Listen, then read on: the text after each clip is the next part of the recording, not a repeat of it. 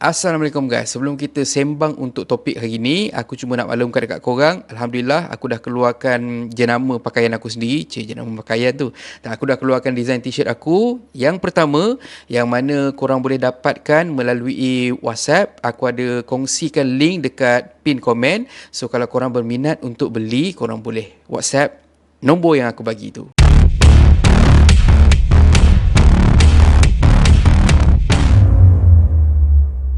Assalamualaikum guys, welcome back.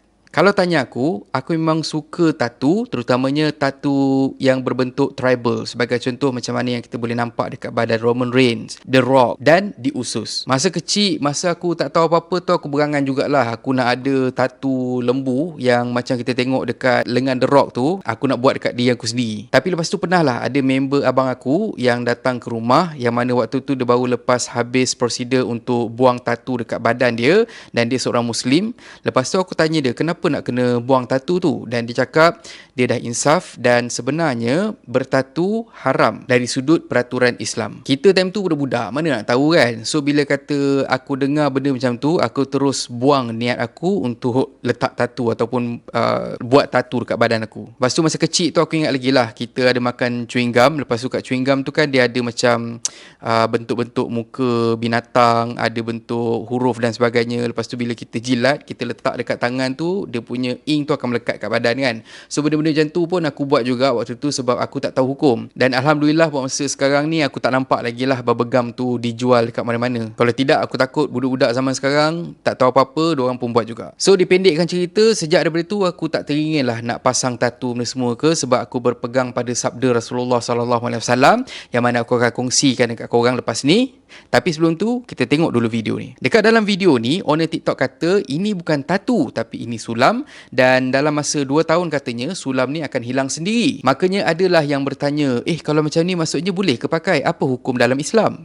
Jadinya dekat sini aku nak kongsikan dekat korang. So kalau kita dengar apa yang diperkatakan ataupun apa yang ditulis dekat video ni, kita boleh cakap dia punya marketing dia memang style direct selling. Dia manipulate ayat, dia twist ayat supaya kita rasa macam benda tu sebenarnya tak ada apa-apa dan kita boleh pakai, kita boleh ambil servis dia. Company ni ataupun orang ni kalau kata dia nak run business ni, tak ada masalah, dipersilakan. Cumanya aku nak clarify pada saudara seagama aku, tak kisahlah dia tukar nama macam mana pun, mentatu ke, menyulam ke, menyambar ke, merenyih ke, tak kisahlah apa-apa benda semua pun, haram, tetap haram. Dekat sini aku bagi 3 sebab di antara banyak sebab yang lain. Yang pertama disebabkan oleh sabda Rasulullah SAW yang bermaksud barang siapa yang meniru sesuatu kaum tu, bermaksud dia termasuk dekat dalam golongan kaum tu. Jadinya bila kita huraikan sikit apa yang ditinggalkan oleh Rasulullah SAW ni, bermaksud kalau kata kita ikut cara orang kafir, bermaksud kitalah orang kafir. Dan sememangnya asimilasi dalam Islam dan juga budaya masyarakat setempat tu memang ada. Cumanya kita memang dah tolak siap-siap benda-benda yang sebenarnya jatuh kepada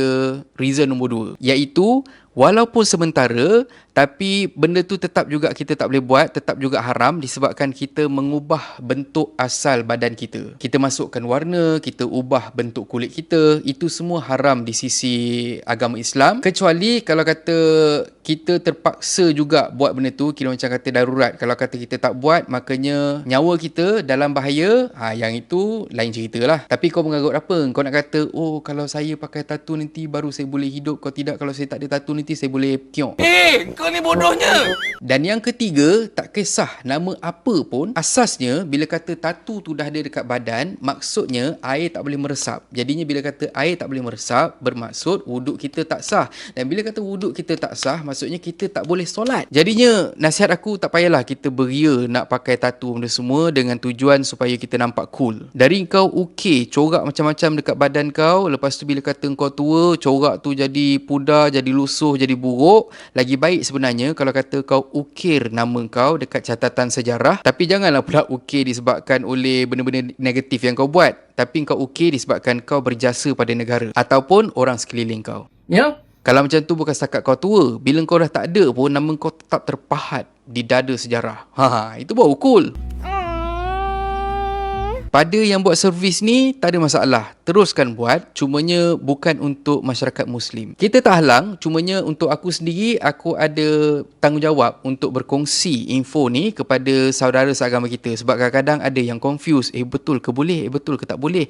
Tak boleh, haram, jangan buat. Dan akhir kata pepantun, kerbau kubang nampak comot. Bila dekat, bau kentut. Yang wajib, kata kolot. Yang haram, kalut ikut. Dan kalau korang suka konten ada dalam channel ni, please consider to subscribe. Okay, so thank you very much for watching and have a nice day. Assalamualaikum.